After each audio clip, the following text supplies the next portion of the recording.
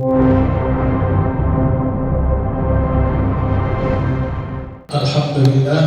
wassalatu wassalamu ala rasulillah wa ala alihi wa sahbihi wa man walah. Yang saya hormati Ketua dan Wakil Ketua Kementerian Agama Tulang Bawang Tengah, Pak Panitra dan Pak Sekretaris Hakim, kedua ya, ibu-ibu para hakim, Panitra dan Pak Sekretaris, seluruh pejabat fungsional nasional, seluruh staf dan seluruh tenaga PPNPN Kementerian Agama Tulang Bawang Tengah yang saya hormati.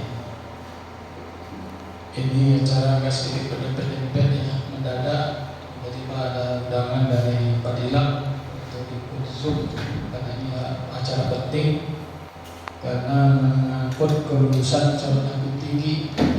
Saya sebagai eksaminator termasuk eksaminator. Sebenarnya acara belum selesai, bisa pikir karena saya sudah menyampaikan pendapat, saya langsung ke sini karena saya khawatir nanti tidak ada waktu lagi untuk menyampaikan pembinaan.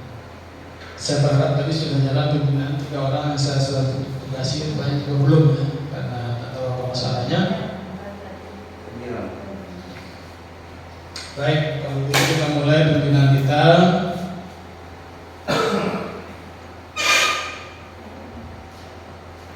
Dalam kesempatan ini ada beberapa hal yang saya ingin sampaikan. Yang pertama, saya lebih terkejut melihat kondisi kantornya. Sebenarnya kondisi ini sudah disampaikan ke saya secara lisan, ya. Tapi karena baru membayang-bayangkan, saya terkejutnya dikit aja. Ya. Begitu saya masuk ke dalam, terkejutnya ini terkejut betul.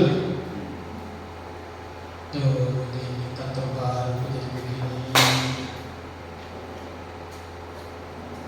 Saya tidak tahu apa yang mau saya katakan tentang hal ini. Ini dibangunnya tahun berapa? Dibangun kantornya tahun berapa? Ketuanya waktu itu siapa?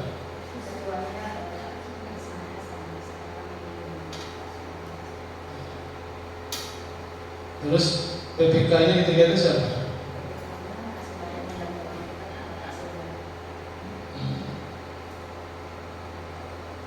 Itulah, saya ngerti tidak tahu apa yang saya mau sampaikan nanti terus. Makanya saya cuma menyampaikan satu kata saja. Cukup, ini kejadian terakhir di Tulang Bawang Tengah. Jangan terjadi lagi kejadian seperti ini pada masa-masa yang akan datang. Karena kesehatannya itu biayanya, anggarannya itu 18 miliar. Itu bukan uang yang sedikit, itu sangat besar. Kalau bagi saya itu sudah sangat besar. Apalagi tidak termasuk beli tanah di sini, cuma bangunan tok.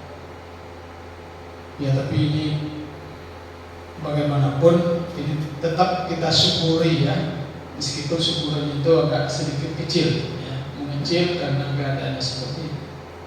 Mestinya yang nama kantor baru itu kan megah dan menyenangkan ya. Tetapi ini kabel tergantung di mana-mana, ya. AC-nya tidak ada. Kantor sebesar ini diformalnya kan pakai AC, tidak pakai ventilasi. Mestinya tidak layak ditempati. Yang berbahaya untuk kesehatan kita. Karena kantor ini disetting untuk AC, ya. Makanya ventilasinya tidak ada. Kalau disetting untuk tidak ber-AC, itu mestinya pakai ventilasi, ada jalur-jalur angin masuk ke dalam. Ya tapi karena bapak-bapak dan ibu sudah menempatinya dengan ikhlas, tidak ada yang sakit kan?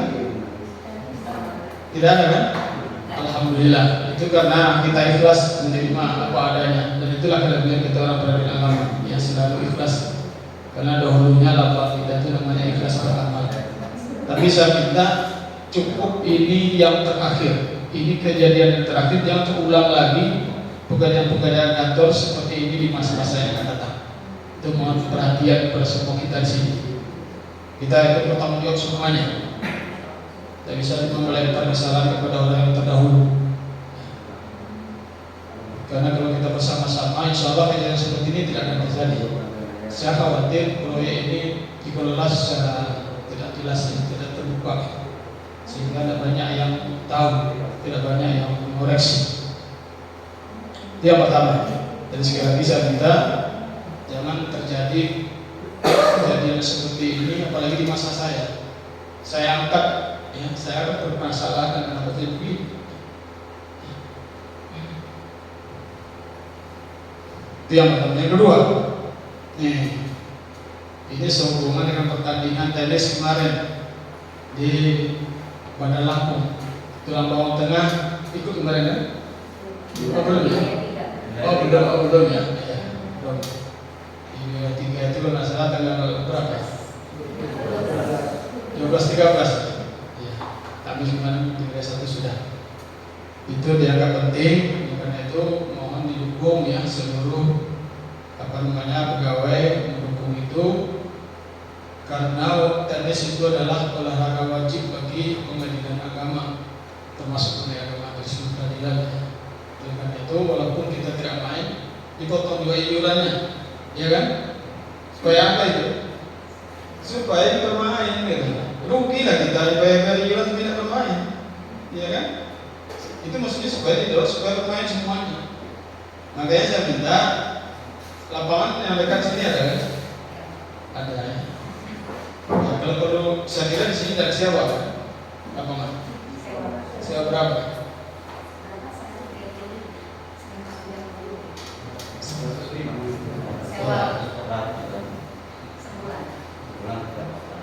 Sebulan berapa? 400 bulan. Iya, mahal juga ya. Kami di Jogja aja 200.000 sebulan. Sampai malam. Ya sampai malam. Oh di indoor. Ada Pak. Oh siapa main malam? Namanya sore Bapak. Ya terserah lah itu ya. Tapi kalau banyak pemainnya, tentu iurannya sedikit ringan nih. Tapi sedikit pemainnya pasti lebih berat. Jadi supaya yang lain diajak, ini kan masih muda-muda semua ini, sangat potensial semua. Yang perempuannya juga ya. Cuma muda, masih 30-an, bukan sedikit atau kurang sedikit. Itu harus bermain. Kenapa? Supaya badannya sehat, ya. Badan sehat, terus dengan badan sehat diharapkan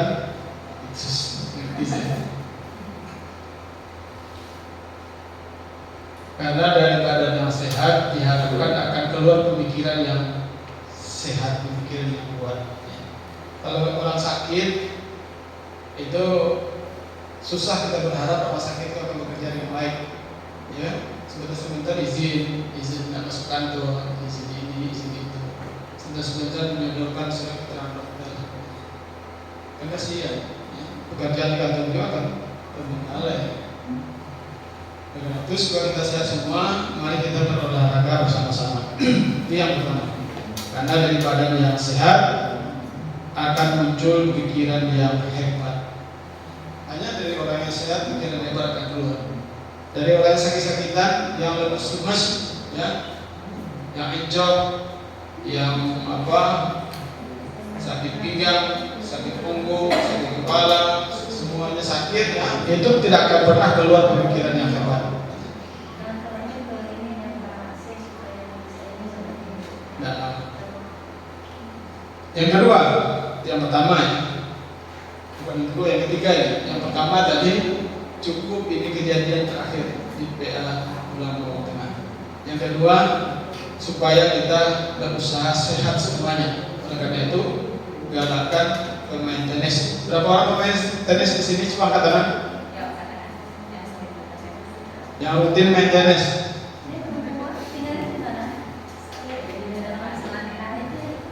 Nah, di sini juga ada lapangan tenisnya, Universitas Kota Lampung. Minimal 3 kali seminggu, supaya ada peningkatan, ada perkembangan tenisnya. Kalau cuma sekali seminggu itu tidak banyak pengaruhnya, apalagi kalau sekali sebulan, ya, itu tidak banyak pengaruhnya, tidak ada pengaruhnya. Begitu aja.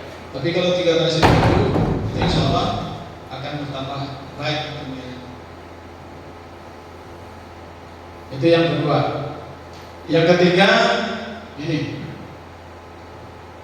saya ingin menyampaikan suatu pepatah lama dari Bapak penampilan ini. Kepala tukang rusaklah kain. Apa artinya? Kepala tukang itu artinya apa? Bukan kepala ya, kepala. Kepala tukangnya, kepala itu artinya tanggung. Kalau ilmu tukangnya tanggung, kayu akan jadi rusak. Kayu yang besar semula mau dibikin kusen, tapi salah potong, akhirnya tidak bisa jadi kusen lagi. Jadi apa lagi? Menjadi kandang ayam. Ya, begitu kena salah potong lagi, akhirnya rusak kayunya. Ya, kayu sudah habis. Kenapa? Karena ilmu tukangnya tanggung, tidak putus ilmunya, tidak sempurna ilmunya. Ya. Jadi kepala tukang rusaklah kayu, kepala alim rusaklah hukum. Oleh karena itu, terutama khusus bagi hakim dan pembentuk hakim, itu ilmu hukumnya itu tidak boleh kepala, tidak boleh tanggung, tidak boleh setengah-setengah. Nanti hukum jadi rusak, putusan jadi aneh-aneh. Ya, kenapa? Karena ilmu hukumnya tanggung. Kepala itu bahasa Melayunya kepala, kalau bahasa Indonesia itu tanggung. Tanggung ilmu tukangnya, rusak kayunya. Tanggung ilmu hukumnya, rusaklah hukum. Oleh karena itu, para hakim, para penitra, para musita harus paham betul tentang ilmu hukum yang menyangkut bidang pekerjaannya. Ya. Kalau hakim itu harus tahu persis ya, bagaimana hukum apa material dalam setiap perkara. Kalau perkawinan itu materinya apa saja. Kalau hukum perkawinan apa, hukum kewarisan itu apa saja materinya yang diatur. Itu harus satu di luar kepala. Material. Kalau tanggung, ya kalau setengah hafal, nanti salah membagi waris. Mestinya mendapat sepertiga, orang mau dikasih seperempat. Kenapa? Karena ini punya tanggung. Ya?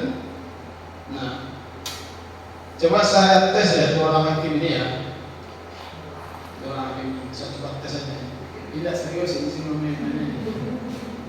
Kalau seorang meninggal, seorang perempuan meninggal, seorang istri meninggal, itu ahli waris yang ditinggalkannya itu ada suami satunya.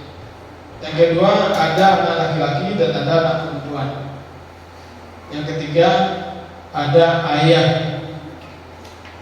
Coba sebutkan pembagian warisnya. Berapa besarnya? Bisa tidak dibagi?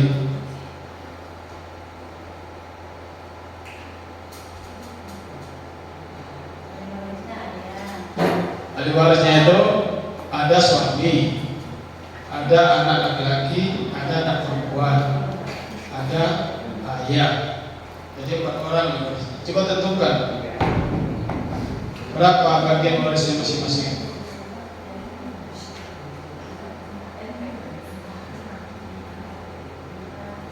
Ayo, coba yang kepanitraan, yang mengerti hukum waris, coba cari berapa bagian warisannya. Ini Pak Wakil, ini ada Pak Wakil ini, saya lupa nih. Pak Wakil coba berapa bagian warisannya?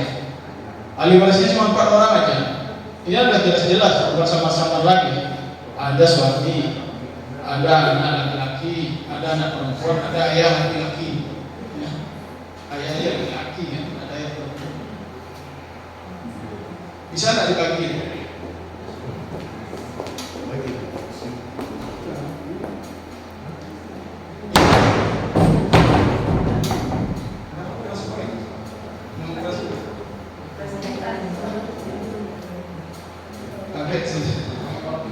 Kayak orang marah sebenarnya bisa nggak marah. Kurang tukang rusaklah kain, kurang ilmu rusaklah hukum. Kurang dari tanggung. Kepala tukang rusaklah kain, kepala ilmu rusaklah hukum.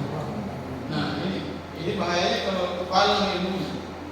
Jadi ilmunya itu memang harus menjadi ilmu. Berapa mana Bu? Udah cari? Sudah. Suami dapat berapa? Suami dapat 1/4. Anak laki-laki dengan anak perempuan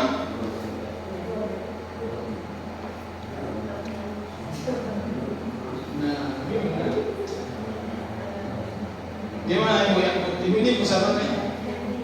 Hah? Ya, ini satu lagi. Ya, berapa pembagiannya?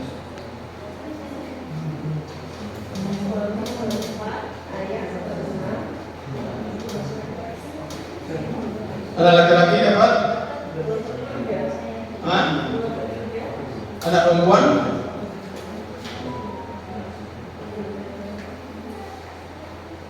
Pak Wakil coba jawab. Anak laki-laki dan perempuan, kenapa 23? Asabahnya siapa?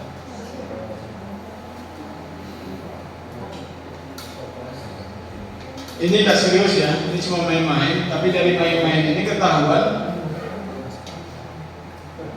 sebenarnya seperti apa, ya? Makanya jangan terjadi pepatah yang tadi, kepala bukan rusaklah kayu, kepala ilmu rusaklah hukum. Putusan kita bisa kacau kalau kita tidak ilmunya kepala, tanggung. Ya. Supaya tidak tanggung, bagaimana?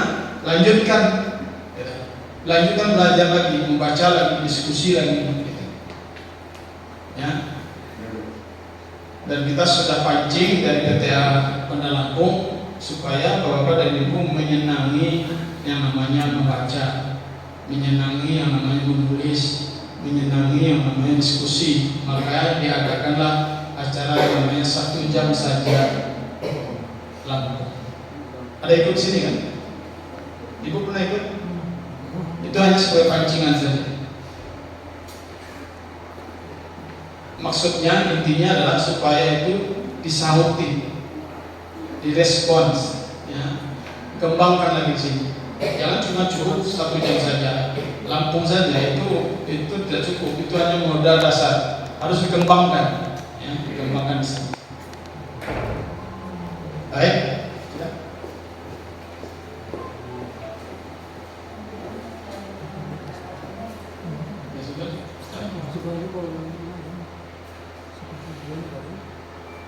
Soal tadi tidak terjawab ya. Padahal itu sangat standar sekali pertanyaannya. Bukan pertanyaan yang susah ya. Ya kan? Suami kalau ada anak, suami itu mendapat 1/4. Ayatnya apa ya? Walakum nisfuma taraka azwajukum in lam yakun lahunna walad. Fa'in kana lahunna waladun falahun nisfu. Apa lahun rubuh. Kalau ada anak, maka suami mendapat 1/4. Itu bukan masalah khilafiyah, itu sangat sederhana sekali. Terus ayah dapat berapa?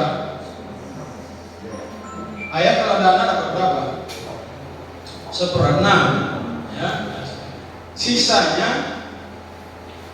Sisa dari 1/4 tambah 1/6 berapa? Coba 1/4 tambah 1/6 berapa? Jangan dijumlahkan. Sebutannya jangan dijumlahkan, ya. Dicarikan pecahan yang sama. Per 12, 1/4 itu berapa? Per 12. 3/12. 1/6 berapa? Per 12. 2/12. 3 tambah 2 5 per 12. Berarti sisanya berapa per 12? 7/12. Itu adalah hak anak laki-laki dan perempuan sebagai asabah ma'al ghairi namanya, ya. 1 berbanding 2. Jadi yang 7/12 itu lagi nanti dibagi lagi adalah anak laki-laki dan perempuan perbandingannya lizzakari mislu hadzal unsayain. Ini harus dimatangkan. Kalau tidak matang, tidak akan selesai putusan. Kalau keputusan selesai akan berlarut-larut lama sekali. Karena kepala tukang, kepala ilmu tukangnya rusaklah kayu akhirnya. Kepala ilmunya rusaklah hukum jadinya. Putusannya tidak terbaruan. Paham maksudnya ini, Bapak-bapak dan Ibu Hakim, para panitera, para jurusita, panitera pengganti, jurusita pengganti ya. Jangan kepalang ilmunya di dalam bidang kita, harus matang. Jangan di luar kepala ilmunya, di dalam kepala. Hafal di luar kepala, kalau di luar kepala berarti dalam buku. Ya. Mestinya itu di dalam kepala, ada yang di dalam sini ya. Jadi bisa kita keluarkan. Ya. Kalau di luar kepala, di dalam buku harus buka dulu bukunya. Nah, itu yang ke, terus dicatat ini ya. Itu nomor berapa tadi itu? Nomor 3. Saya ulang dari satu lagi. 1, cukuplah ini kejadian terakhir. Yang kedua, sehatkan badan kita supaya kita punya pikiran hebat. Hanya orang yang sehat badannya yang bisa diharapkan untuk mengeluarkan pikiran-pikiran yang hebat. Kalau orang yang tak sehat tidak akan pernah berpikir hebat. Yang ketiga tadi apa? Kepala bukan rusaklah kayu. Dan terjemahkan itu. Kepala ilmu rusaklah hukum negara kita. Jadi matematiknya juga harus ngerti juga. Jangan 1/4 tambah 1/6 1/10. Nah dari mana matematiknya itu ya? Itu tidak ada pelajaran di SD aja, tidak ada itu ya. Jauh itu. Dari masih banyak hal-hal yang perlu kita perdalami, kita latihan terus-menerus. Ya. Kenapa? Karena kita, apalagi hakim itu tidak akan bertugas di sini terus-menerus. Kalau di sini bagi agak sedikit santai ya, perkaranya sedikit, perkara warisnya sedikit. Tapi kalau ke Mataram itu 60% PKPA-nya itu adalah waris. Kalau di atas 1000 berarti sekitar 600 perkara itu adalah perkara waris. Itu lebih banyak daripada perkara perceraian di beberapa daerah tertentu. Ya. Jadi ketika nanti kita ke sana, kan jadi bingung, lah ini waris semua ini. Kemana waris kamu masuk lagi waris lagi. Tapi kalau ilmu tukangnya sudah matang, dia tak peduli lagi. Dia akan melaksanakan pekerjaannya dengan ringan saja, karena ilmunya tidak kepalang. Tidak kepalang itu artinya tidak tanggung. Tanggung itu artinya apa? Tidak sampai. Mestinya 10, baru ada 5, baru ada 6, ya, tidak cukup. Itu yang nomor 3. Yang nomor 4, keadilan seorang hakim itu ada di 3 tempat. Kata Umar bin Khattab dalam surat, dalam dekretnya, dalam instruksi Umar bin Khattab yang dimuat di dalam Risalatul Qadha Umar bin Khattab. Apa bunyinya? Asin nasa fi wajhika wa majlisika wa qada'ika. Nah, sampai bisa menerjemahkan itu. Asin nas fi wajhika wa majlisika wa qada'ika. Ayo, tunjuk tangan yang bisa. Yang mesti harus aktifnya, bukan aktif juga. Yang paham silakan dijawab. Ya, apa terjemahannya itu? Asinas fi wajhika wa majlisika wa qada'ika. Samakan manusia itu fi wajhika, di mukamu, wa majlisika, di persidanganmu, wa qada'ika, di dalam putusanmu. 3 itu harus ada.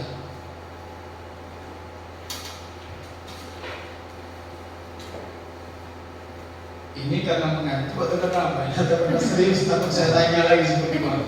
Ya, nggak kasih pertanyaan lagi, itu cuma main-main saja, kebetulan katanya tidak ada mengganggu apa-apa.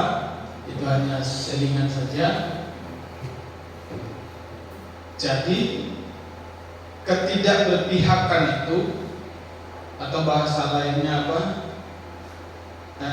Persamaan di hadapan hukum itu ada 3 bentuknya. Yang pertama di wajahnya. Di wajah kita itu harus memperlakukan sama antara penggugat dengan tergugat, antara semua para pihak. Yang satu kita Ada hakim itu yang tersenyum dari sini. Dia kalau melihat semua orang dia tersenyum, ada nggak? Hah? Semuanya apa?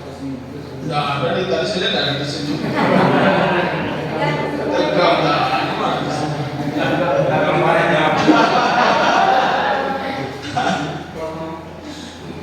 Mestinya hakim itu tersenyum atau marah? Mestinya datar saja. Datar itu artinya ya seperti mukanya seorang bayi. Bayi juga dia datar.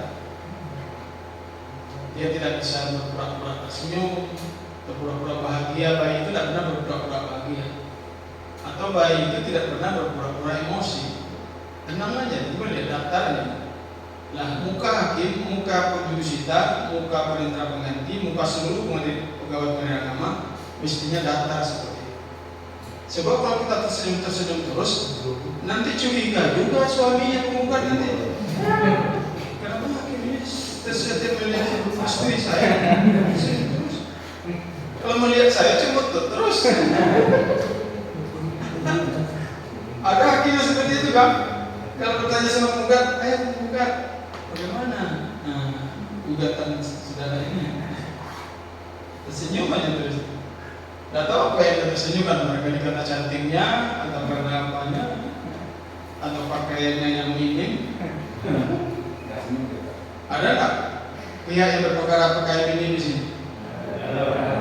Kalau ada, sediakan saja mukena atau apa, suruh dipakai mukena dalam ruangan.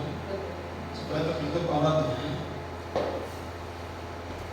Kalau suaminya judes sekali, saudara, namanya siapa?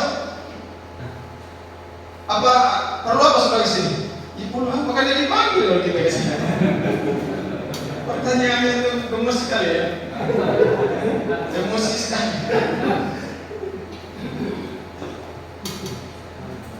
Di muka kita, ya di muka kita itu artinya jernih saja. Sama penggugat, sama tergugat, datar saja. Pertanyaannya yang sopan, saudara, ya. Jangan memancing-mancing mereka emosi. Kenapa? Karena mereka itu sangat gampang sekali emosi. Karena mereka itu dari rumah memang sudah emosi, sudah siap untuk meledak-ledak. Saudara pancing di sini, itu gampang sekali tersurutnya. Saya yakin di balik pancing benar. Itu kursi itu bisa dilemparnya ke kita. Yang salah siapa yang kita? Kenapa kita pancing? Yang karena itu 5S itu harus wajib diterapkan, bukan cuma oleh petugas PTSP. 5S itu bukan cuma untuk petugas PTSP, untuk seluruh kita di sini. Mulai dari ketua, wakil ketua, para hakim, para panitera, para perintah pengganti, judisial disebutkan semua partai pengadilan agama wajib menerapkan 5S itu. Senyum, sapa, salam, sopan, santun. Itu wajib diterapkan di sini. Ya.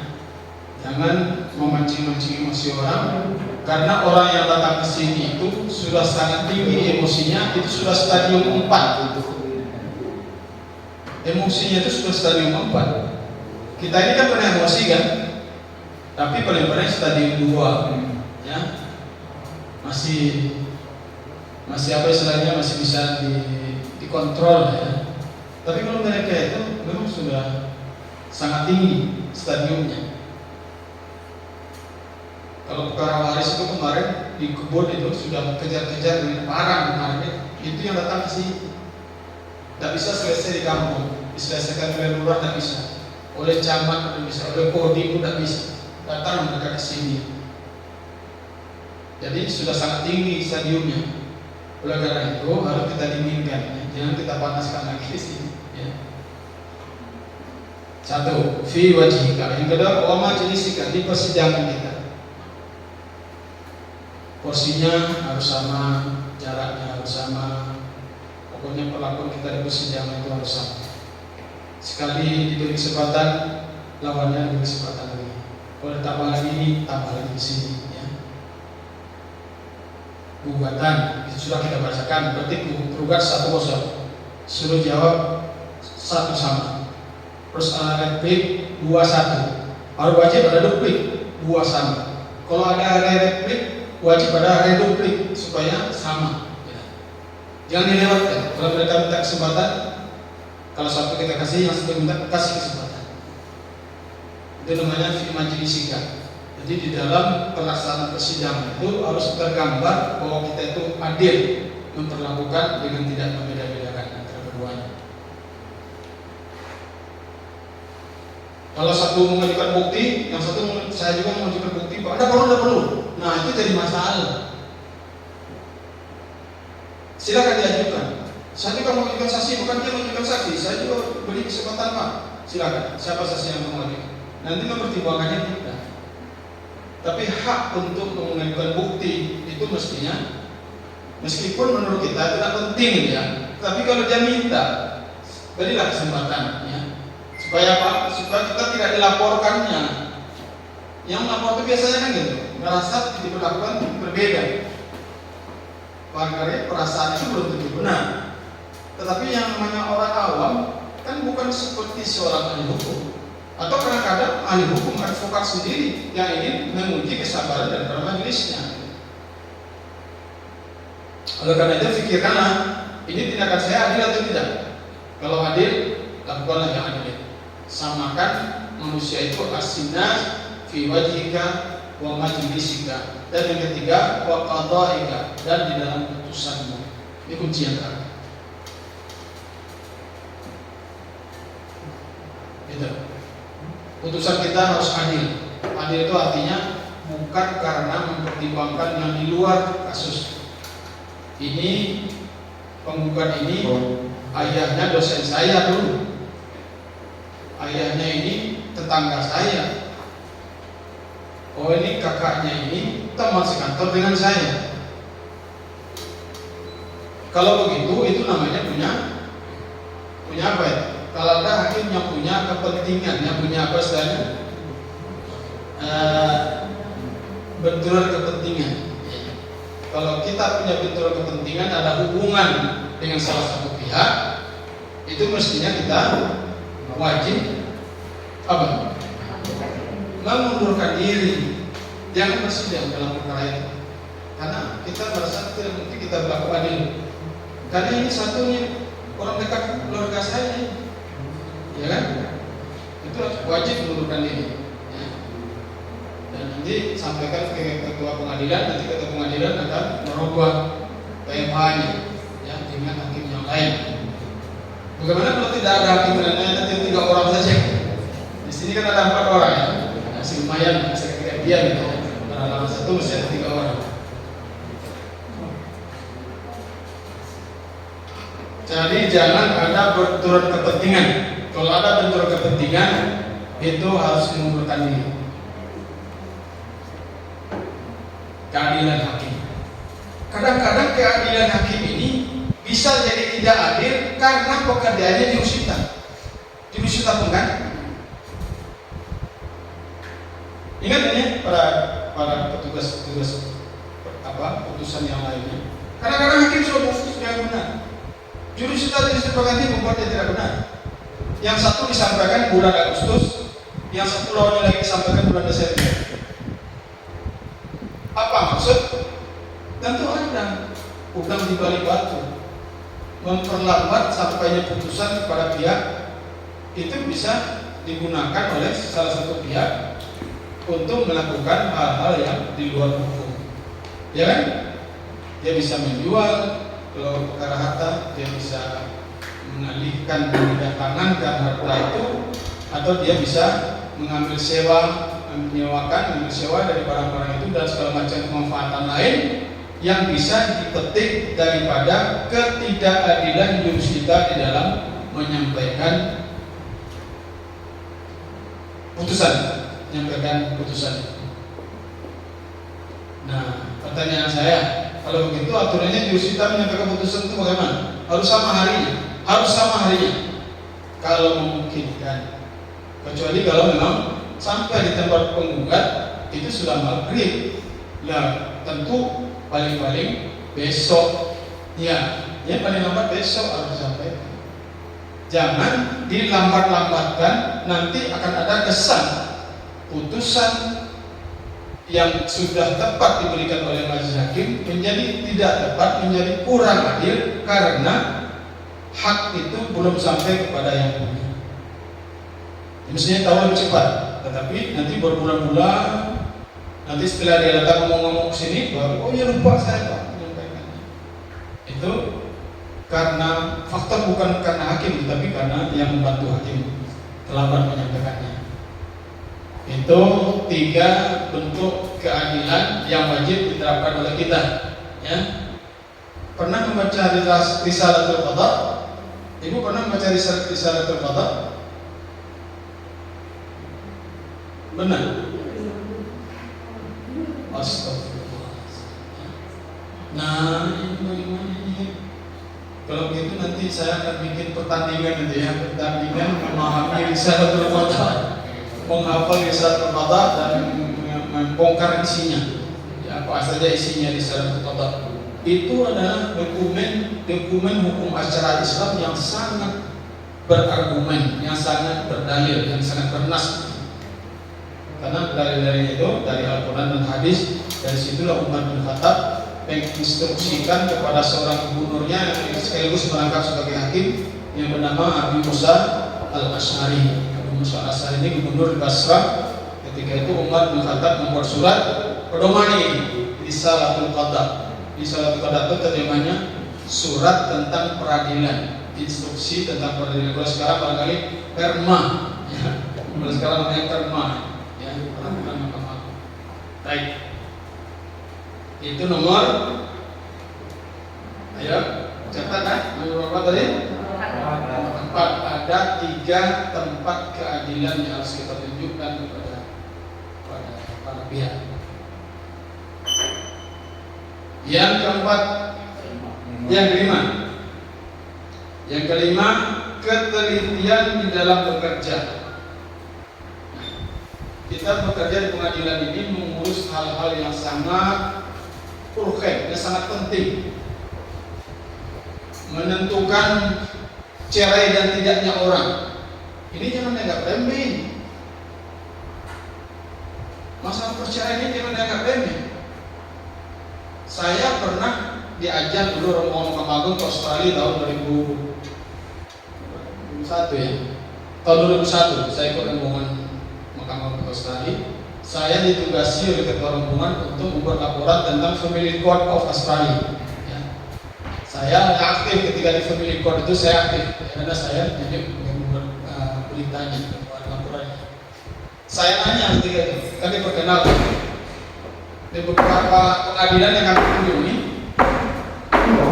hanya Family Court ini, Family Court itu kan peradilan keluarga. Kalau kita ini peradilan agama gitu. Di Australia itu ada namanya Family Court ya.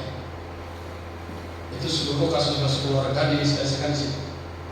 Diperkenalkan oleh ketuanya bahwa kursi hakim itu ada otomat. Jadi ketika sidangnya kacau, dia pencet tombol, turun ke bawah, ya otomatis turun ke bawah dan masuk ke lorong yang tidak diketahui oleh orang lain kecuali hanya oleh hakim. Ke pintu mana mereka keluar? Apa pengadilannya tidak boleh tahu? Saya kan kaget, kok baru di sini, kok baru di Family Court diperkenalkan adanya kursi yang seperti itu di peradilan pidana, peradilan perdata, di tata usaha negara ini tidak ada kursi yang seperti itu, hanya di Family Court. Saya nanya, kenapa saya amati beberapa hari yang lalu sampai sekarang ini hanya di Family Court kursi yang ada seperti itu? Dijawab oleh pimpinan ketuanya, memang hanya ada di Family Court.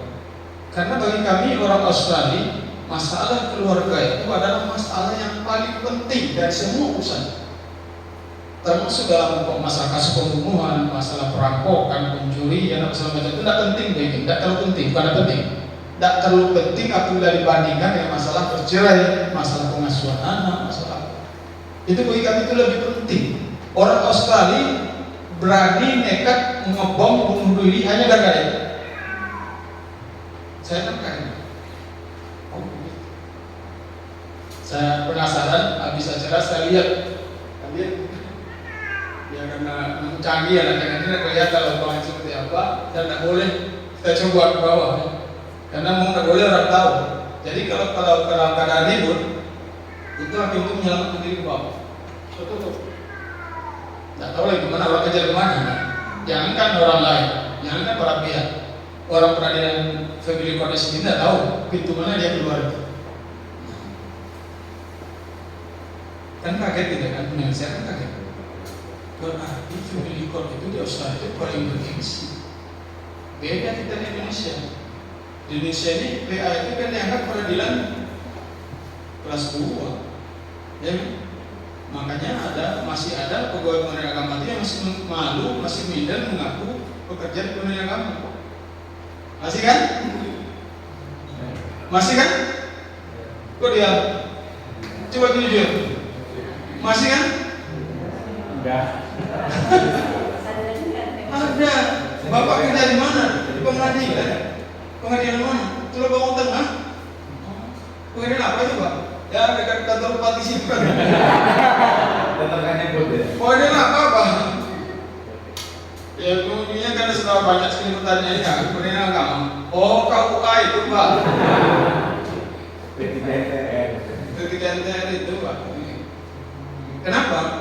Karena memang pengetahuan masyarakat Indonesia terhadap peradilan agama itu masih kurang. Yang kedua, penghargaan mereka kepada keluarga mereka itu masih kurang. Bagi mereka tidak sama dengan orang Australia itu dan orang-orang di negara-negara maju lainnya. Bagi mereka urusan keluarga itu bukan urusan remeh-temeh. Itu adalah urusan yang sangat serius, lebih serius daripada masalah pembunuhan, perampokan. Itu yang saya dengar langsung dari ketua Chief Justice of Family Court itu, ya, ketua pengadilan agama Australia dan sebagainya. Nah, apa ceritanya dari itu? Ini yang nomor berapa tadi? Kelima apa? Ketelitian di dalam bekerja. Maka itu kita harus teliti sekali, jangan asal-asal, dengan sembrono. Jangan membiasakan diri bekerja dengan sembrono. Kenapa? Karena itu menentukan kualitas kita. Saya kan tadi rapat eksaminator. Eksaminator itu kan menguji putusan-putusan hakim yang calon hakim tinggi. Dari putusan-putusan itulah kami uji, kami nilai. Kalau bekerjanya secara sembrono, asal-asal, ya jatuh. Penilaian. Tapi kalau setiap pekerjaan itu kita memang teliti sekali, kembangkan sistem check and recheck. Apa itu? Kalau check itu artinya apa? Periksa. Setelah kita kajikan periksa. Setelah itu masih ada waktu lagi recheck, cek kembali, periksa kembali 2 kali. Kita pernah memperhatikan petugas pesawat itu, pramugari itu. Berapa orang yang nutup pintu itu? Berapa orang? Pasti 2 orang. Yang satu nutup, yang satu lagi ngecek apa benar sudah tertutup atau belum. Kenapa? Karena pintu pesawat itu hal penting dalam pesawat. Seandainya terbuka di tengah jalan, bisa mematikan semua orang di atas pesawat itu. Bisa pinggir di situ. Bisa rusak orang di atas pesawat itu semuanya. Oleh karena itu, karena kita tahu bahwa pekerjaan ini di pengadilan agama ini penting, tirulah sistem itu, sistem check and recheck. Mudah sekali, mudah selesai. Ya, nanti begitu diperiksa, Bu Ketua pernah nggak ngecek anak buahnya? Saya ceritakan pengalaman saya. Pengalaman saya sebagai hakim, baru hakim saya gitu ya, di pengadilan agama Manado. Ada perintah pengganti saya itu sembrono sekali. Kadang-kadang dalam satu kali acara itu bisa saya temukan 20 kesalahan. Saya coba tes 1, 2, saya kasih angka sampai 20 biji. Saya panggil sini. Saya memberi kabar gembira sama apa? Saya dapatkan 20. Nilai apa itu Pak? nilai kesalahan yang Bapak lakukan dalam musim baca. Satu itu. Yang kaget. Kenapa saya?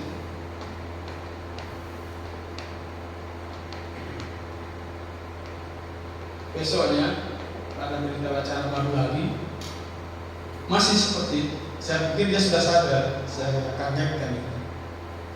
Tapi dia berusaha, masih banyak. Saya panggil,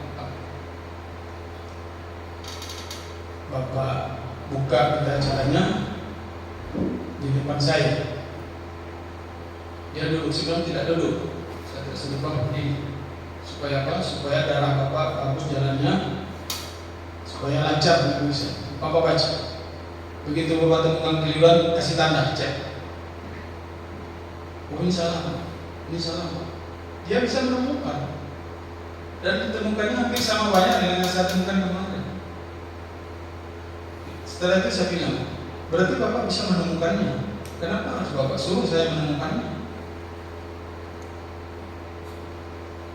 Ini cerita singkat saja, akhirnya pekerjaan ini bermanfaat dengan bersangkutan. Pertamanya memang dia tuh agak jengkel sama saya karena umurnya lebih tua dari saya. Saya waktu itu masih sekitar umur 30-an lebih ya, atau berapa semudah. Dia sudah mau pensiun sebenarnya.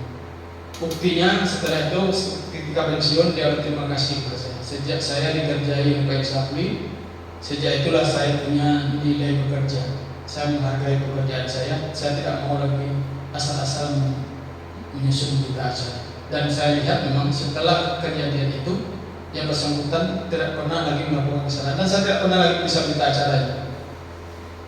Waktu dia buat surat penjelasan pertangaannya, karena saya yakin sudah pasti benar. Jadi sekali begitu Pak Wakil Ketua Majelis coba diperhatikan, diberikan pelajaran sama adik kita supaya mereka punya nilai, punya kebanggaan bekerja. Ini kebanggaan kita. Berita acara itu kebanggaan saya. Bagus dia, saya itu bangga. Jelek dia, saya itu jelek. Putusan hakim, putusan itu adalah kebanggaan saya. Bagus putusannya, itu kebanggaan. Tidak bagus putusannya, itu merendahkan nilai saya. Baik, masih ada waktu saya. Sedikit lagi ya. Berapa menit lagi nih? Terakhir tadi apa? Teliti di dalam bekerja. Jangan membiasakan bekerja dengan sembrono.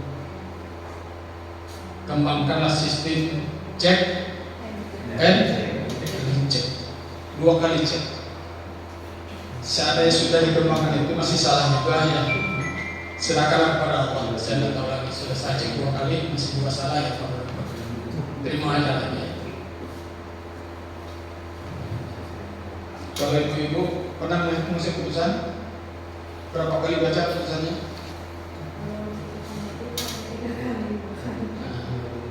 Kalau seperti tadi ya, kalau ada waktu ya. Kalau di sini masih banyak waktu. Tapi kalau di tempat rame nanti di PA Bandung berapa setahun? 10.000 setahun. Itu setiap hari majelis itu memutus bisa 30-25 perkara. Yang paling tinggi 2 kali baca saja. Ya. Tapi disesuaikan lah, ya, disesuaikan dengan ketersediaan waktu kita. Intinya adalah semua pekerjaan seperti panitia pengganti, jurusita pengganti apalagi ketika membuat berita acara sita, berita acara eksekusi itu harus sangat teliti. Jangan salah-salah menyebut penggugat jadi tergugat. Nanti keliru tak sah berita acara itu. Ya, jadi sesekali diadakan DDTK dan ketuanya kepada petugas kita ini bagaimana mereka melakukan pekerjaan. Di sini pernah ada diskusi? Belum ada. Sita? Pernah ada sita antara sama? Siapa juru sita yang pernah melaksanakan sita? Sita apa? Sita jaminan. Bagaimana caranya Bapak melaksanakan sita itu? Apa yang dilakukan? Lupa.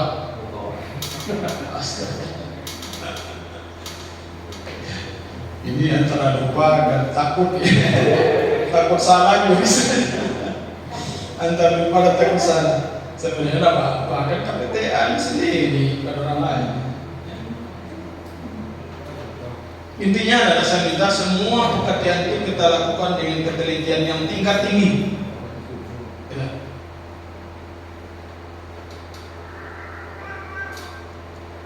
Kalau hakim itu memeriksa perkara itu diteliti dari awal, membaca gugatan itu kita baca betul. Ada enggak dalam surat gugatan itu permintaan sita?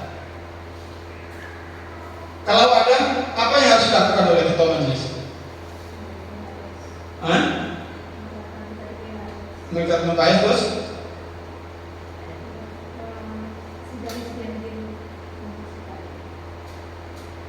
Maksudnya, kita membaca dalam surat gugatan untuk apa? Untuk menghindari supaya tergugat tidak mengalih tangankan partai bersama ini, maka saya mohon kepada Pengadilan Agama Lampung Tengah untuk mendatangkan sita terhadap objek sengketa tersebut. Ada di situ, dalam petitumnya juga ada. Apa yang harus dilakukan oleh ketua majelis?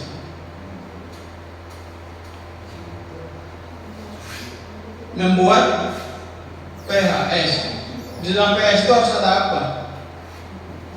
Harus ada sikap kita tentang permohonan sita itu. Bisa mengabulkan sita, bisa menolak sita, bisa menangguhkan sita. Sebaiknya saya minta ditangguhkan saja sita dulu sebelum kita mengadakan pemeriksaan apakah itu detail atau pemeriksaan apa. Tapi setelah kita yakin ada pengetahuan yang cukup terhadap permohonan sita itu, baru kita putus mengabulkan atau menolak sita tersebut. Jadi cukup di PHS itu menangguhkan, menunggukan bukan permohonan yang permohonan sudah ada, menangguhkan penetapan tentang permohonan sita itu sampai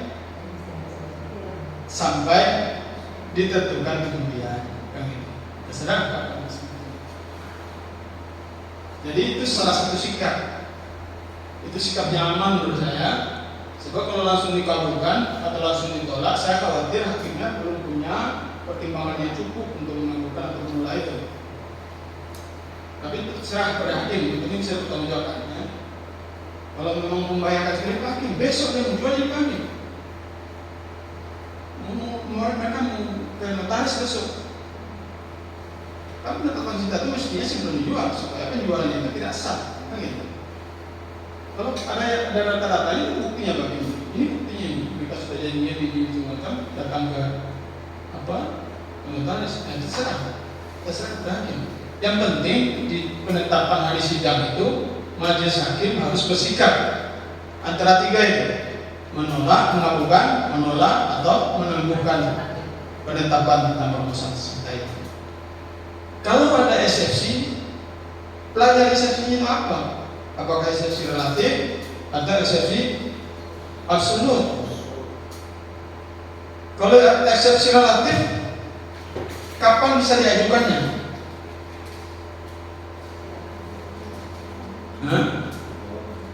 Bisa bersamaan dengan surat gugatan.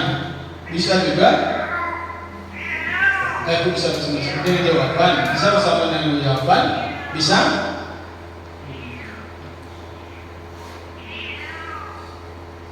kapan? Tidak bisa lagi kan setelah jawaban. Kalau relatif itu hanya kesempatannya satu itu saja, yaitu bersamaan dengan jawaban pertama daripada tergugat. Disitulah kesempatannya. Kalau sudah lewat itu tidak ada lagi waktu untuk menunjukkan eksepsi relatif. Kalau absolut, eksepsi tentang kompetensi absolut bisa diajukan kapan? Kapan saja sebelum perkara itu diputus. Ini harus matang, ya. Ini harus matang dan ini harus diteliti satu persatu di dalam surat gugatan itu. Jadi semua yang ada di dalam surat gugatan itu harus diketahui dulu oleh majelis, baru dia menetapkan hari sidangnya. Makanya dibaca dulu, baca, paham, baru tetapkan hari sidang, baru lakukan pemeriksaan selanjutnya. Jangan sembrono. Ya. Nah, ini nanti akan ditanyakan di acara PSP nanti ya. Betul. Belajar bersama, berlomba sambil belajar. Siapa pesertanya dari sini? Sudah terjadi belum? Ketua apa juru bicaranya siapa? Mestinya ketua. Anggotanya siapa? 3 orang saja, 2 orang saja. Anggotanya cuma 2 orang saja ya. Satu di usaha, 2 di luar. Dia supporter.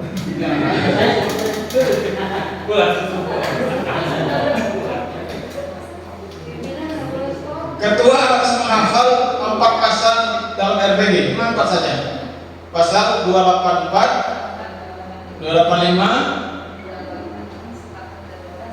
288, 289. 4 pasal saja pendek-pendek. Kenapa cuma 4 pasal? Supaya tidak ada yang sakit. Ya. Saya khawatirnya terlalu banyak, apalagi nanti sakit. Sakitnya bukan karena menghafalnya, karena deg-degannya. Ya.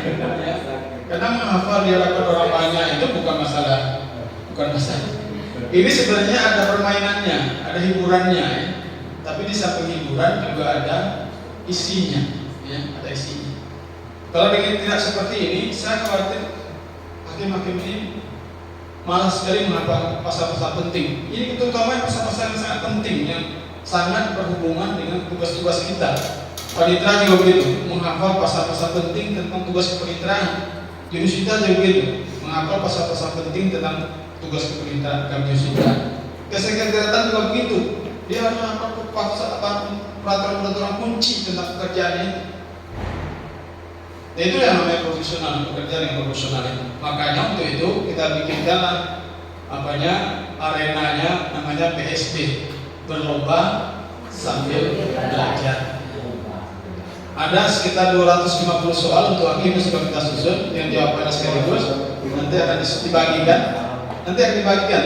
Kalau salah tanggal 1 berita akan bagikan secara review nanti. Nah, sekali belajar.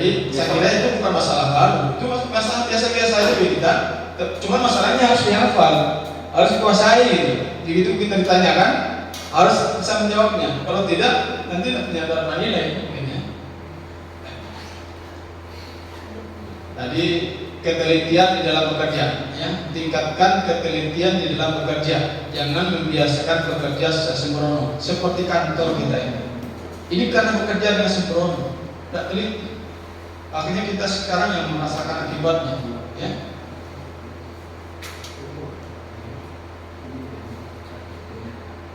Apa saja yang namanya pekerjaan dilakukan dengan asal-asal itu pasti merusak, ya, pasti tidak bagus, tipenya tidak bagus. Yang ke-6,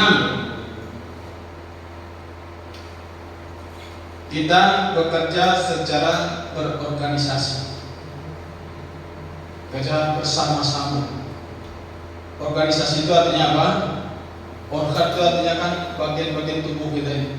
Ada kepala, ada leher, ada bahu, ada tangan, ada perut, ada dada, ada perut, ada pinggul, ada paha, ada betis.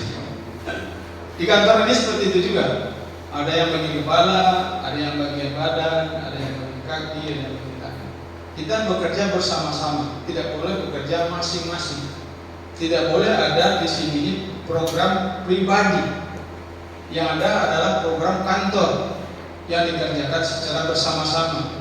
Oleh karena itu, mari kita kembangkan sikap transparansi, akuntabilitas, dan satu lagi transparansi, terbuka. Terbuka itu artinya tidak ada pekerjaan yang tersembunyi-sembunyi. Akuntabilitas yang ketiga. Kalau dulu yang namanya DIPA dulu namanya, daftar isian proyek, ya. DIPA itu daftar pelaksanaan anggaran, itu disembunyikan oleh ketuanya dulu. Karena DIPA dulu ketua yang KPA dulu itu bukan sekretaris dulu ya. Ya pengguna anggaran ya. Ya pengguna anggaran namanya dulu ya. Itu ketua. Disembunyikan aja, tidak ada yang tahu di kantor itu satu pun itu. Tahu-tahu nanti habislah DIPA-nya itu ya, selesai. Saya lupa istilahnya itu. Kalau sekarang enggak ada. Makanya ketua itu tidak boleh menjadi kuasa pengguna anggaran. Yang menjadi kuasa pengguna anggaran itu adalah sekretaris. Mana Pak sekretaris di sini? Ya, sekretaris itu kuasa pengguna anggaran. Itu artinya bukan berkuasa menggunakan anggaran, ya. Jangan merasa bahwa dia sendiri yang berkuasa, yang lain tidak berkuasa menggunakan anggaran. Kuasa pengguna anggaran itu adalah pejabat yang ditunjuk oleh sekretaris Mahkamah Agung untuk bertanggung jawab, gitu, melaksanakan anggaran itu. Akan tetapi pimpinannya, atasan langsungnya itu tetap ketua pengadilan, dan yang bertanggung jawab keluar dan ke dalam masalah apa saja di kantor ini adalah ketua. Masalah anggaran, masalah sumber daya manusia, masalah perkara, masalah apa saja yang akan diminta pertanggungjawaban pertama kali itu adalah ketua dan wakilnya, pimpinannya. Oleh karena itu, sekretaris dan ketua itu mestinya saling transparansi, terbuka, ya, jangan ada yang ditutupi supaya apa? Supaya tidak ada hal-hal yang yang tidak bisa dipertanggungjawabkan. Jadi transparansi, akuntabilitas itu tidak dapat dipertanggungjawabkan, ya. Yaitu, jadi sekali lagi kita bekerja secara organisasi, ya. Organisasi itu artinya ada atasan, ada bawahan. Ada namanya atasan langsung, ada namanya bawahan langsung. Kalau ketua itu bawahan langsungnya siapa? Ya, atasan langsungnya ketua itu siapa? Wakil, para hakim, panitera dan sekretaris itu atasan langsungnya adalah ketua. Yang lain-lain apa bukan ketua atasannya? Ketua juga, akan tetapi ada perantaranya. Ada namanya atasan tidak langsungnya, itu yang menteranya. Di bawah panitera itu lagi tidak ada struktural lain, ada panmut, ada yang perintah pengganti, ada yang justice pengganti. Itu atasan langsungnya adalah panitera. Tetapi atasan dari atasan langsungnya itu juga atasannya. Itu jangan merasa, oh saya atasan saya panitera, ketua itu bukan atasan saya, keliru. Ya. Jangan kamu atasan kamu itu di bawahnya, kan gitu. Sekretaris juga gitu, ya. Jadi bekerja bersama secara terorganisir. Maka itu ada aturannya, ada SOP yang dibuat, ya, standar. Apa SOP itu, Bu? Standar. Apa artinya itu standar profesional prosedur itu?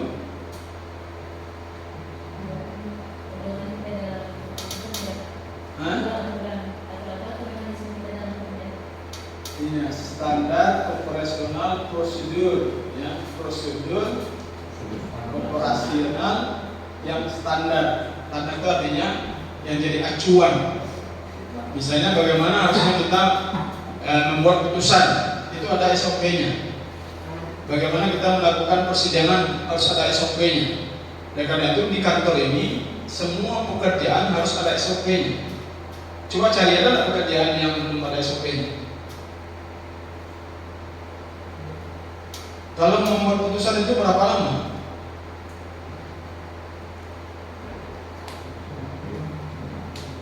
Setelah sidang terakhir, ya, sidang selesai berapa lama standarnya?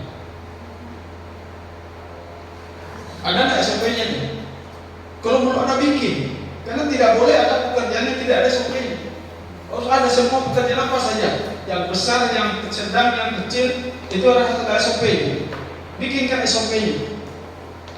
Cara membuat SOP itu diperkirakan paling cepat berapa?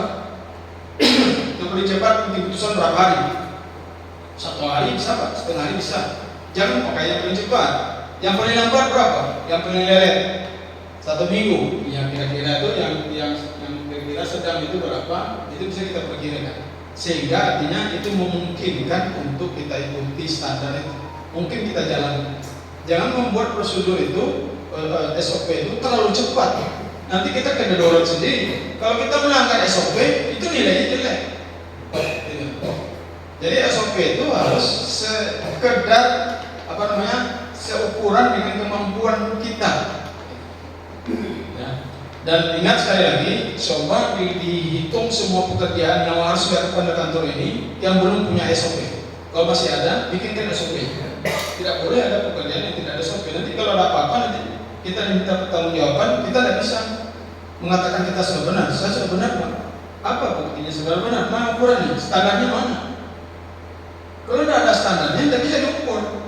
Itu artinya kita tidak bisa bertanggung jawab. Tidak ada akuntabilitas di situ. Akuntabilitas itu artinya sesuai dengan prosedur, dengan standar prosedur. Oke? Ya, tepuk tangan dulu lah ya. Jangan terlalu tegang. Saya karena serius ini karena saya terlambat, merasa sudah terlambat waktu saya ada acara tadi itu. Jadi agak sedikit serius.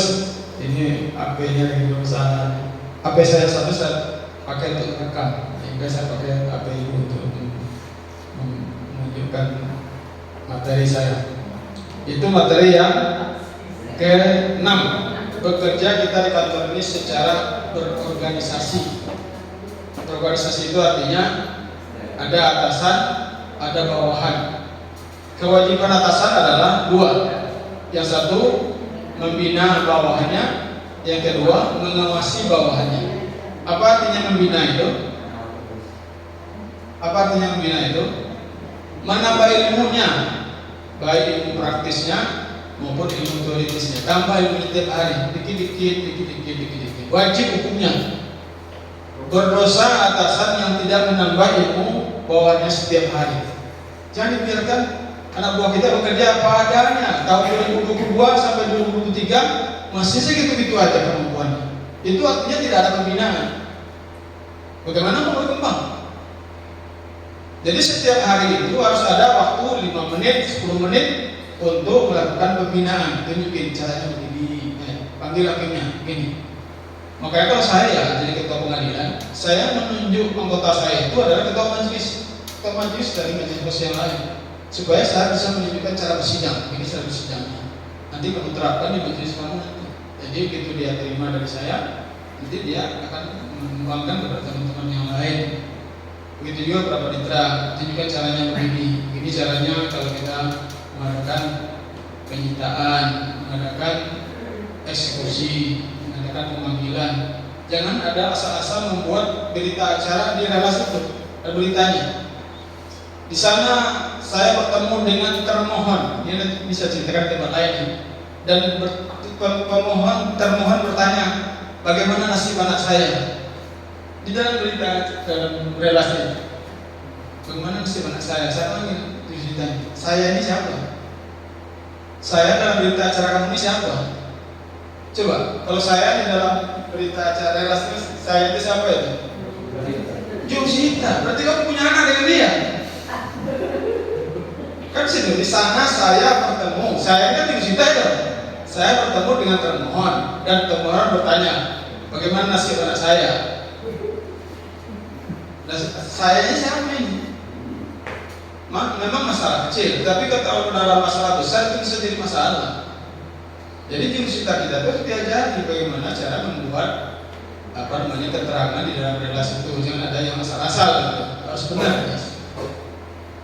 Baik. Yang ke-7, semua orang di kantor ini harus memberikan sahamnya untuk kemajuan kantor. Ngerti sahamnya? Ngerti tidak saham? Apa itu? Partisipasinya, berpartisipasi di dalam memajukan kantor ini. Hanya orang yang punya saham yang berhak mendapatkan dividen. Ini perusahaan ini istilah perusahaannya. Dalam suatu perusahaan itu kan orang menanam modal, si A punya saham 1%, si B punya saham 10%, si C punya saham sekian persen. Hanya orang yang punya saham itulah yang akan mendapatkan keuntungan ketika akhir tahun nanti berbagi keuntungan. Dividen itu namanya keuntungan. Sebesar apa sahamnya, sebesar itu pula dividen yang diterima oleh yang bersangkutan. Jangan berharap kita tidak punya saham, tapi kita berhak pula mendapatkan dividen. Itu tidak adil. Ya, ingat ini. Ini serius ini ya. Hanya orang yang punya saham yang berhak mendapatkan dividen. Oleh karena itu, mari kita perbanyak saham kita di kantor ini. Apa saham itu? Saham itu bukan pekerjaan yang wajib kita lakukan. Kalau pekerjaan yang wajib kita lakukan, itu sudah dibayar dengan gaji kita. Hakim bersidang, itu sudah dibayar dengan gaji yang berapa sekarang? Yang 3B berapa? Banyak Pak. 11-12 juta ya, sudah dibayar. Ketua pengadilan kelas 2 berapa? 19 juta setiap bulan. Panitera juga begitu, sekretaris juga begitu, ada remunerasinya. Itu pekerjaan yang mesti kita lakukan, itu sudah dibayar. Tidak berhak lagi, kita tidak bayar lagi. Yang mana yang saham kita?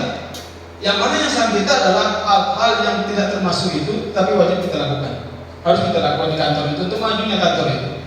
Ada pembangunan ZI nanti ya, ada apa namanya ya. Kita harus berikan saham di situ, berpartisipasi kita di situ. Nah, di situlah dinilai. Ya. Kalau yang sudah dibayar oleh negara dengan duit negara, itu kita tidak perlu lagi diberi upah lagi karena sudah diupah ya, sudah dibayar. Yang di luar itu, mari kita berpikir bagaimana kantor ini supaya maju. Kantor ini sekarang dalam keadaan AC-nya kurang bagus ya. Bagaimana supaya ruangannya itu ya tidak ada AC ya, tidak ada AC. Bagaimana supaya udara itu bersih? Oleh karena itu jangan ditaruh hal-hal yang berbau dalam kamar kita, dalam ruang kerja kita. Kemarin kita udah pakai kaos kaki olahraga 2 kali, kita taruh di bawah meja. Itu pasti baunya itu kemana-mana di dalam ruangan itu. Ya, jangan menaruh makanan di dalam sampah di kotak sampah, tapi makanan itu kan 1 hari itu sudah mulai basi berbau. Karena ruang kita panas dan dia akan lebih cepat berbau daripada ruangan yang lain. Jadi kita sama-sama menjaga ya bagaimana membuat ruangan kita itu meskipun panas, tapi panasnya tidak menyakitkan hidup. Ya, cukuplah panas itu menyakitkan kulit kita saja. Tapi tidak ditambah dengan hidup. Ya, bagaimana kamar kita rapi, karena sudah cukuplah kabel yang berjuntaian, berbuntayan itu kan istilahnya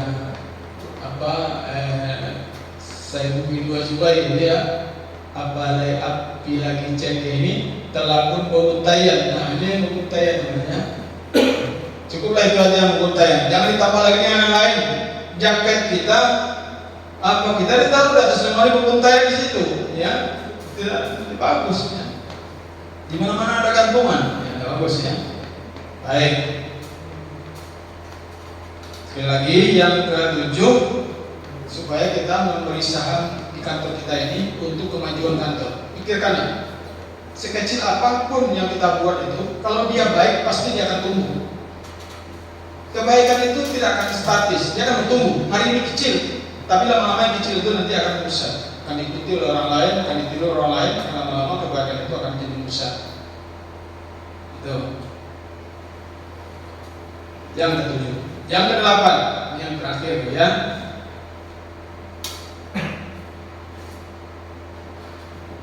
Sebelum berangkat tadi Pak Sekretaris Misi sebelumnya Pak Ketua, kalau boleh kita mulai kebanyakan yang namanya eco office. Eco office itu adalah kantor yang berbasis kepada lingkungan ya. Ya. Kalau kita sudah punya K3 ya. K3 itu adalah kebersihan, kerapihan dan keindahan. Ya. Jadi bagaimana kita bersama-sama begini. Kita harus menyadari kantor ini adalah kantor kita, benar? Ibu-ibu, bapak punya kantor itu, dan di sini bapak-bapak dan ibu-ibu tinggal lebih lama dalam keadaan sadar ya, lebih lama sadar di kantor ini daripada di rumah. Coba kita datang di kantor jam berapa? 7:30 paling lambat ya. pulangnya berapa jam ini? 7-8 jam. Kita terbangun, lihat ini dia, dengar. Kalau di rumah kita berapa jam dalam keadaan terbangun ini?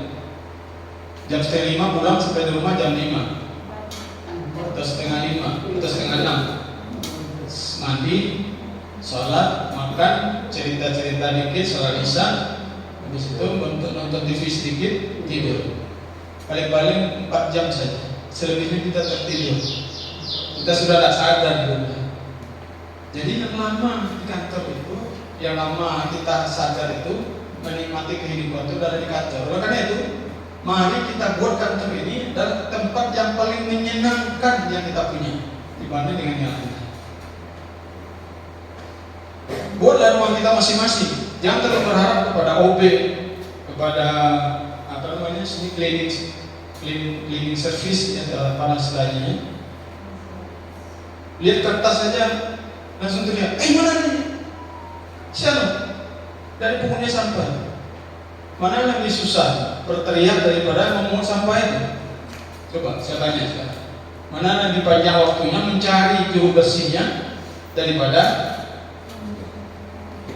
memungut sampah kecil? Khusus bagi yang merokok. Ada yang merokok di sini? Berapa orang tunjuk tangan? Boleh tunjuk tangan? 1, 2, 3, 4. Pada orang saya berdoa kepada Allah, mudah-mudahan mereka diberi hidayah oleh Allah Subhanahu wa taala sehingga mudah bagi mereka untuk berhenti merokok. Amin. Saya himbau supaya bertanggung jawab ya.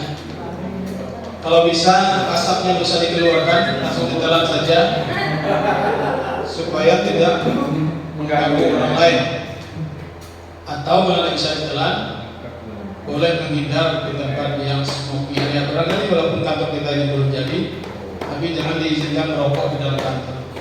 Kenapa? Karena merusak kenyamanan di kantor, yang terutama bagi yang tidak merokok. Betul Pak, Pak Sekretari ya? Bapak merokok? Nah, kalau mencium asap rokok terganggu atau tidak? Tidak juga. Ada teman saya sekarang ketua KTA Kendari ya Pak? Iya, Kendari kan misalnya. Kendari dari mana? Dari Jayapura ke Kendari. Dia itu satu saat ke dokter karena merasa sesak nafas. Dia nak berusaha dari dokter, Bapak kalau boleh berhenti merokok dulu Pak. Nah, kaget dia, saya merokok Pak, dari kecil saya pernah merokok. Ternyata dia itu terpapar oleh rokok temannya. Dan rokok pasif istilahnya. Karena juga baru-baru. Jadi dokter kaget, Bapak nak merokok? Enggak, Pak, saya dari kecil tidak pernah merokok katanya. Karena terpapar itu kan kasihan. Nah, oleh karena itu bikinkan smoking area di sini tempat yang kalau boleh agak jauh dari kantor, bukan dari kantor ya, jadi di luar gitu ya, supaya lebih sehat. Yang kedua, puntung rokoknya, ya supaya semua yang merokok bertanggung jawab terhadap puntungnya masing-masing. Jangan bisa dikantongin ya, paling tidak dibuanglah di tempat yang tidak membuat menambah sampah di kantor ini. Ya. Jangan mereka merokok di situ pojok terambur lah puntungnya situ. Ya, jangan. Dan sekali-kali waktu nanti gali lubang, masukkan puntung rokok itu kalau sebulan sekali berapa dalam tanah itu supaya dia tidak menjadi kotoran di lingkungannya. Saya kira itu ya. Siapa satu kayak tadi. Jadi yang berapa itu tadi? Berlapan ya? Berdelapan supaya kita berpikir ke depan untuk membuat kantor kita ini eco office ya. Eco office itu artinya kantor yang mempertimbangkan keindahan, kenyamanan lingkungan. Jadi lingkungan kita ini, dan kalau boleh nanti suatu saat kita akan paperless. Ya, suatu saat nanti kita akan menuju ke paperless, tidak ada kertas lagi di kantor. Kenapa? Karena kertas itu dibuat dari pohon kayu. Ya, semakin banyak kertas yang dipakai, semakin banyak pohon kayu yang ditebang, yang dihancurkan untuk membuat kertas itu. Tapi di suatu saat pelan-pelan nanti kita akan menuju ke sana. Perguruan Tinggi Agama juga sudah menuju mulai ke sana mengarah, sehingga ada kalau nggak salah kemarin itu yang dicanangkan oleh panitera kemarin itu mengirimkan putusan tak perlu lagi pakai hard copy-nya, cukup dengan soft copy-nya saja. Itu dalam rangka penggunaan kertas dan yang lain nanti akan kita buat. Begitu juga di kantor sini, barangkali di store sini juga kalau membuat disposisi atau apa itu barangkali perlu kertas lagi. Barangkali diciptakan aplikasi yang antara pejabat yang akan membaca berkas itu cukup melalui aplikasi ini saja, sehingga tidak perlu menggunakan kertas lagi. Coba diciptakan aplikasi seperti itu sehingga penggunaan kertas dan tinta itu semakin berkurang. Itu yang dimaksud dengan eco office, ya. Kantor yang mempertimbangkan lingkungan.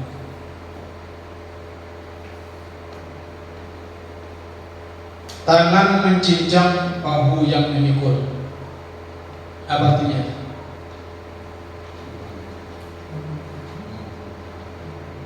Ada yang tahu?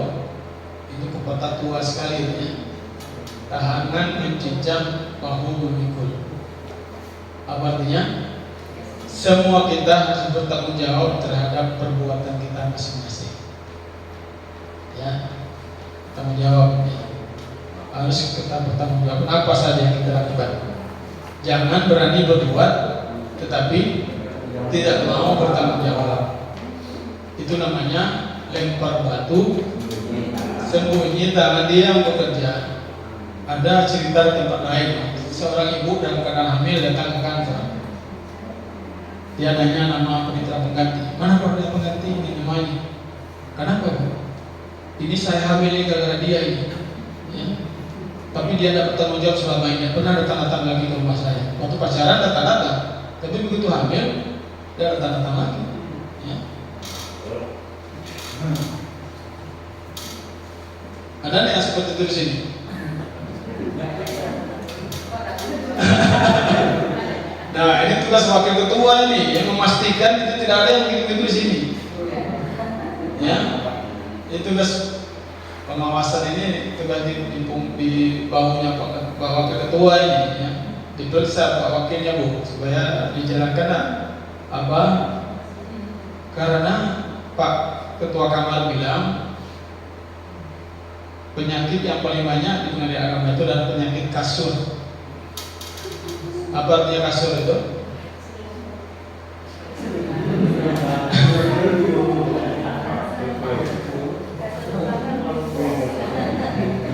Nah, dia punya kasur sendiri, ada kasurnya, tapi tidak boleh dipakai. Dan kasurnya lebih empuk sebenarnya daripada kasur tetangga. Tapi dia lebih tergoda kepada kasur tetangga. Itu namanya penyakit kasur. Mudah-mudahan tidak ada di sini ya. Kalau ada cepat-cepat dipadamkan apinya. Jangan dibiarkan. Jangan sampai terjadi seperti di tempat lain ya. Banyak sekali kasus, hakimnya dinonjolkan, hakimnya dijustisialkan, potong gaji hakimnya tidak dibayarkan selama menjalankan hukuman. Terima gaji pokok saja, lebih kurang 3 juta lebih. Ada kan? Tahu nggak? Ada di tempat lain, ada di mana-mana. Ada banyak, mana kita sini juga ada sih. Kan kasihan. Makanya sebelum terjadi itu, kalau ada kira-kira ada orang bilang kan begini, kalau ada asap, kemungkinan ada api. Kalau ini kayaknya lain. Jangan biarkan cepat-cepat. Ya. Itulah termasuk pengawasan yang harus dilakukan pada atasan masing-masing yang harus bertanggung jawab.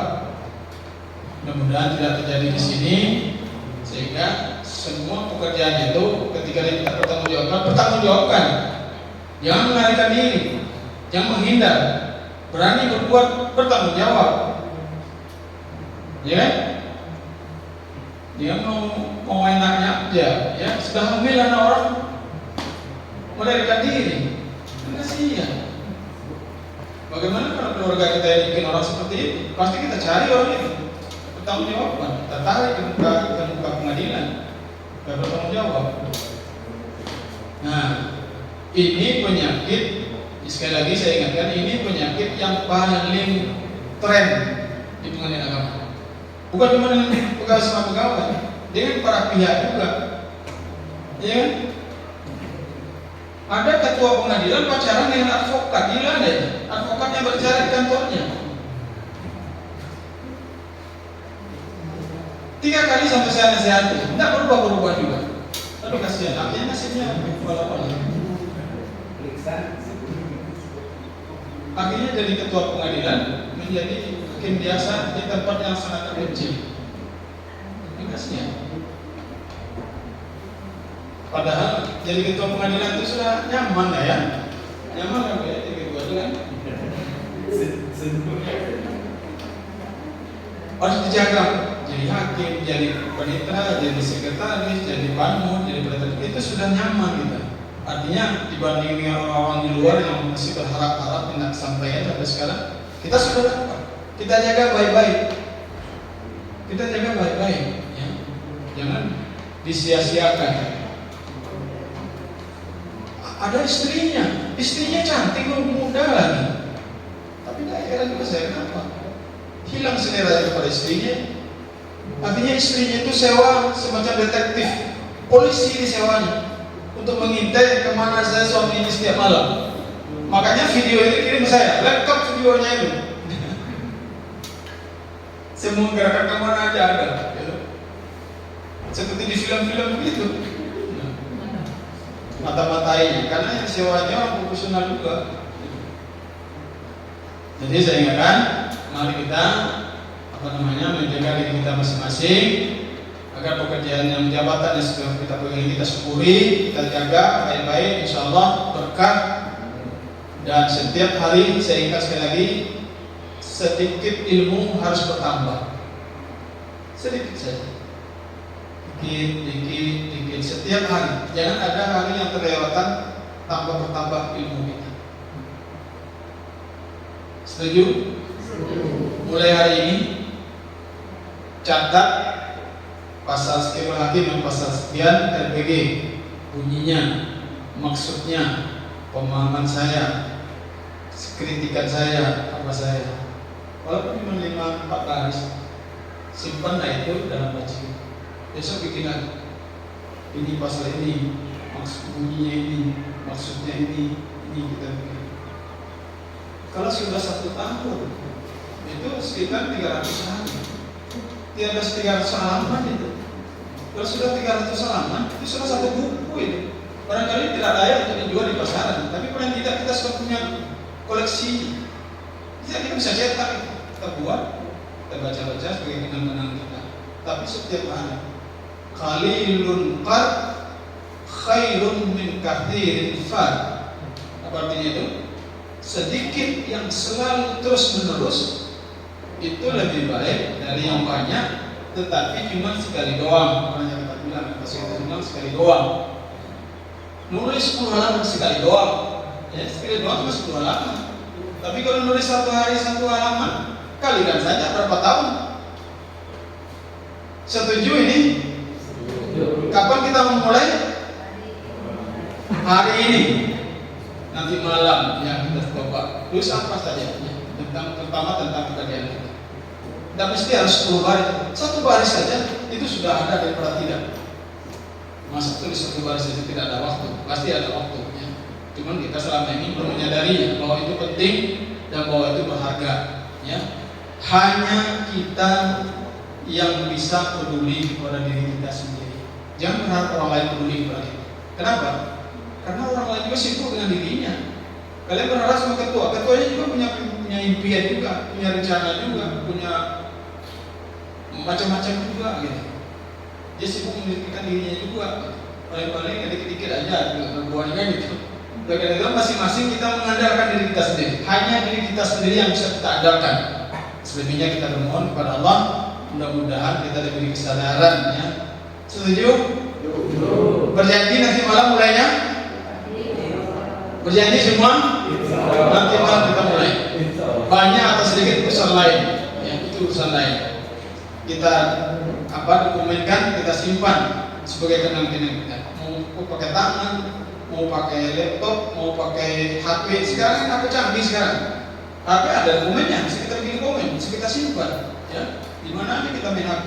Daripada Facebookan terus-menerus, lebih kita menulis. Ya. Facebookan 1 jam, kita menulis setengah jam aja. Dapat 2-3 halaman lumayan. Banyak HP gitu.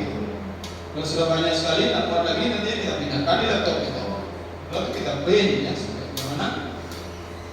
Kita mulai hari ini Senin tanggal 31 Juli 2023. Kita semuanya berjanji? Kita semuanya berjanji? Bisa tagih lah. Ya. Akhir tahun bisa tagih. Udah berapa lembar catatannya? Akhir tahun nanti masih ada 6 bulan lagi ya. 6 bulan itu mestinya sudah ada sekitar 100 halaman ya.